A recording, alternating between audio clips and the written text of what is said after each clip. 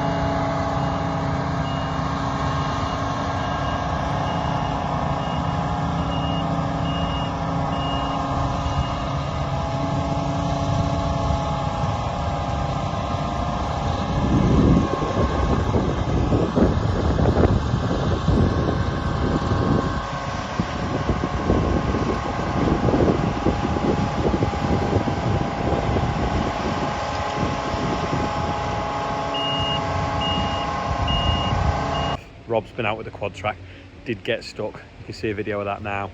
My plan of backing up to a wet spot and dragging through it has not worked. I'm stuck.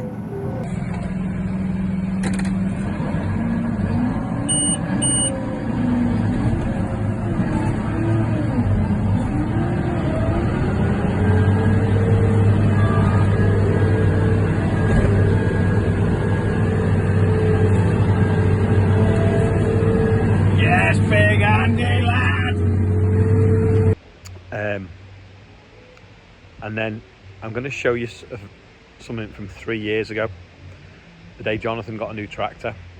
Watch that and then I'll explain why. Jonathan's new Valtra's arrived. He hasn't got black wheels like the other one, but wheel weights, looks quite smart.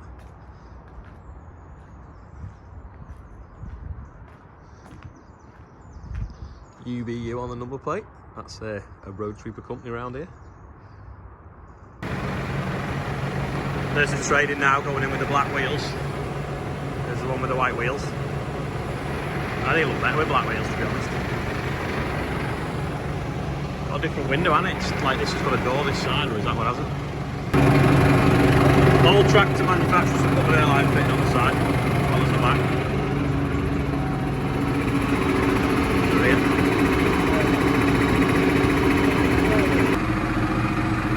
Quick look around the cab, joystick is on there, quite handy. That's just gears, and then you've got 3 manual spools, controls for the linkage, so how fast it drops, how high it lifts, position and draft control depending on whether you're using like a fertiliser spreader or something that it's pulling deep in the ground. The drive balance control on and off, which is if you're going down the road with weight on, it cushions it. Manual switches for near the pickup hitch lever. I must dump it for the air brakes for trailers. That might be the hitch in and out. Plenty of power points. PTO selection. 4-wheel drive and differential lock. Cubby holes for putting stuff in. No fridge though. Sometimes have a fridge on there. And then passenger seat that folds up. Forwards and reverse on the shuttle there. Air brake analog gauge, which is nice to see. And then that tells you what gear you're in on there. Radio and aircon. All your light switches. There we go, 150 horsepower I think it is. I think it's a 154. That's the old tyre with the tread depth. And then this is the new one. I reckon the old tyres have got more tread on. The Pirellis as well, yeah, trolley boards. Oh, what they are as well, aren't they? TM600s, what are them? TM7s. Oh, they're a dearer tyre.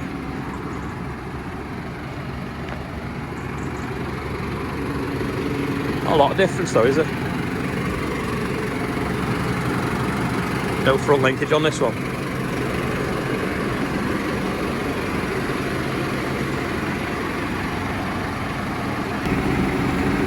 Just looking at the tyres, that's got 20 cleats all the way around to these. And that's only got 19. Yet the gap in them looks closer than the gap in them. Must just be the design of the actual cleat.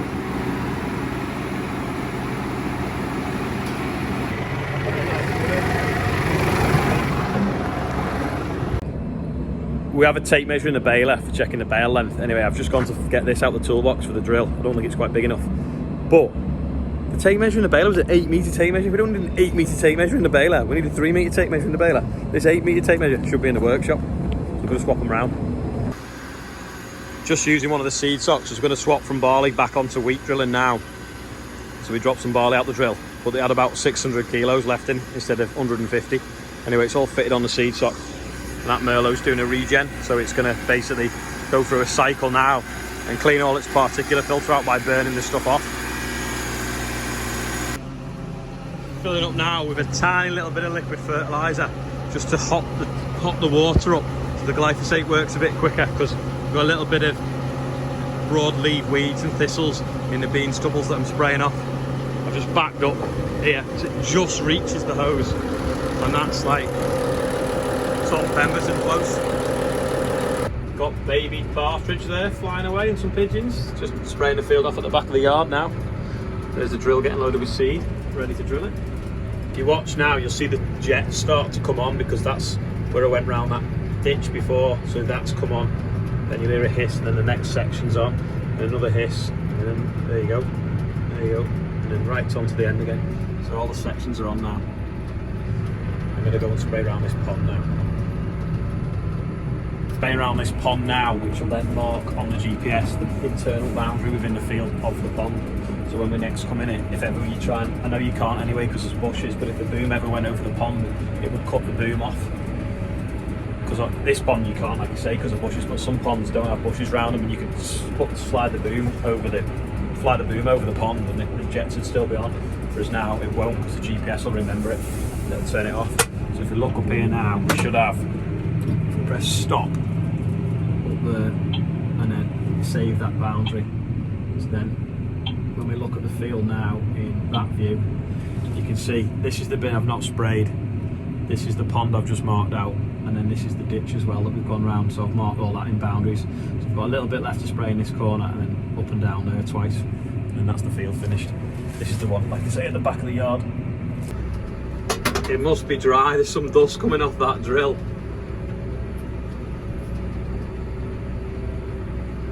Go a bit closer to it, you can have a better look.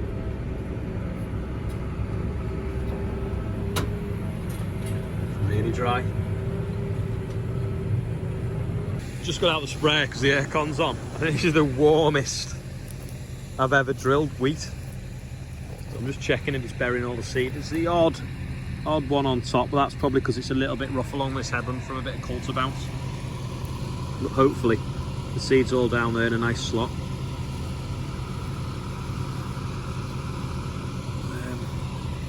See it there. Hopefully get a little bit of moisture on Thursday. This will be up and away. This is the first field we're drilling anyway. Behind the yards, we can keep a close eye on it. So that's quite handy really. Got off the sprayer to take a picture. Lots of eagle-eyed people noticed that there's no play buttons on these two wheels. That is because I only did the other side the other night. So I need to do these. Maybe I'll do them today. See if you can spot if I have. Booms are just folding out now on the sprayer. I'm going to spray this 44 acre block now. Sam will come over here then with the drill and drill this. But where the ditch was cleaned out last year, Chris and Danny cleaned the ditch out, and the silt was so wet we couldn't really level it. So we're going to level it with a disc just along the ditch now, so we can sow right up to the ditch again. I'm just going to move this bit of fly tipping. Someone's tipped a mattress in the field. Not a very big one though. Have to move that out of the way. I've just sprayed this off now because it's got some weeds in it and some bits of volunteer wheat. Andrew's just there now putting his AB line in with the fast track, because we're gonna ever so slightly dis this sort of 10 mil, because as if when you scrap through the straw, there's the odd little wheat seed that hasn't germinated yet. So we want it to germinate and grow, and then when we drill it with barley and I spray the pre-em on the barley, which is a pre-emergent spray, is what pre-em is called, I'll put a little bit of glyphosate in with it and not any volunteer wheat out. So hopefully the barley should be clean next year, not have volunteer wheat in it. But we don't want to disc it too late, too deep, otherwise it'll take too long to come up. So we're literally going to do it like 10 mil. Hopefully we get this bit of rain on Thursday, it germinates, it's up within a week, and then it's sprayed off, and then off we go again with a new crop of barley. We've got a bit of muck in this field. It was oilseed rape last year, and due to the lunacy now, we can't spread muck at this time of year for a crop of wheat. So what we've decided to do is, rather than store it all in one corner of the field, we're going to store it thinly in a little layer all over, so it's a bit easier on the eye for the residents nearby. Yeah, so you could nearly say it's illegal now to spread muck at this time of year, but we are going to put a wheat crop on this field that will require a bit of N, especially because it's not going to be work deep the ground. It's nearly zero tilled. We have ever so slightly dissed the top lightly just to get the volunteers to grow. But the wheat crop will use up any nitrogen that's in this muck, and with it being mostly horse muck, it's basically shavings, so it's just compost really. It's just a little bit of wood shavings, a little bit of straw in it, so it's something to feed the worms over winter as well. That's the other thing. But yeah, the lunatics are now running the asylum at the Environment Agency, and they're bringing out these rules. They want us to cut down, they want us to lock carbon, cut down use of fertiliser and different things. Yet now they don't want us to put muck on the ground in optimum conditions when it's dry and you're going to get no runoff.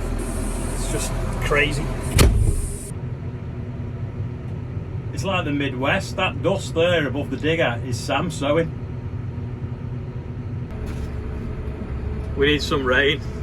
Andrew's just levelling off some ruts there in the gateway, and it's, it's dust everywhere. Nice long straight field now, again still on glyphosate, killing off the weeds so that when we drill the wheat into it, we've basically disinfected the seed bed, and hopefully just wheat will grow.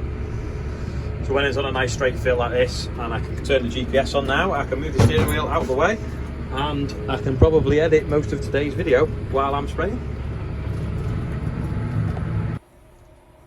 Muck is now all spread, so Jonathan's washing off the Merlot so that we can use it again in the grain stores. I've just arrived at Lim. Let me just turn the radio down. I've just arrived at Lim, which is where we were combining on Saturday. I'm now going to spray this off, and then hopefully we're going to get some sort of cover crop into it. It's probably going to go dark by the time we've finished because it'll take a while. But if you want to watch another video, it's over there. If you want to subscribe, it's here. Thanks to all the new subscribers. Everyone seems to think that an open day would be a good idea. But when should it be? Should it be October, November, December or January? Because obviously they're the quiet months for me. So let me know what you think in the comments below, and I'll see you all tomorrow. I've just got out the spray before the final sort of edit, because look at that sky. If you want to check it out, it's on Instagram. AgriContract on Instagram, that's me, and on Twitter. But yeah, amazing. And it's a nice night to be out, and it's as still as anything. Perfect night for spraying. So you would have seen Jonathan there washing the Merlot off after spreading muck. So I've known Jonathan now near on 20 years. He's 9 years older than me. He was 52 and he passed away last night with a brain tumour. Some of you have seen him in my videos over the years. He was at Agritechnica with us with Morgan, so Morgan goes out with his daughter. So if it wasn't for Jonathan, we wouldn't know Morgan. Jonathan's been amazing to me over the years. He understands cash flows, he understands Excel spreadsheets, and he's helped me so much in business and being a great friend. Life is rubbish. 3 years ago after that video, he collapsed the next day. He'd been bailing late with Robin while I was spraying, and he was moving some sheep and it was really hot weather,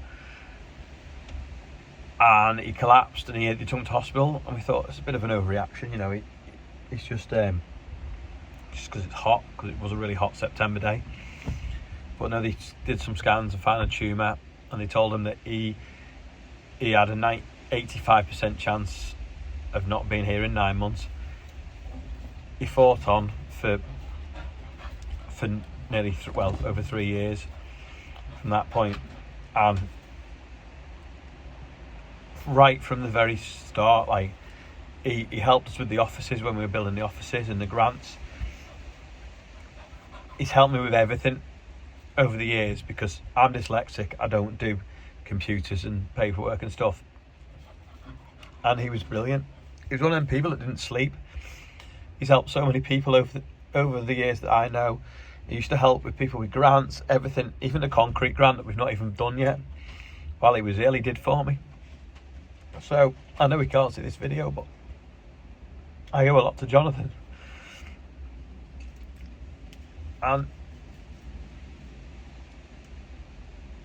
he's not here to thank. So that's why you've had a rerun. And between the wedding and the night do. So I've come to upload this video, but if anyone knew Jonathan Jackson, I'm sure he'd agree. He was taken too soon, but this short life, he helped so many people. So I don't know what the word is. Is it sleep tight or just thank you? And I'm sorry this video is a bit somber, and I'm not going to do any birthdays because I'll do them tomorrow when I'm in a better mood. So if you made it this far, thanks for watching, and I'll see you tomorrow.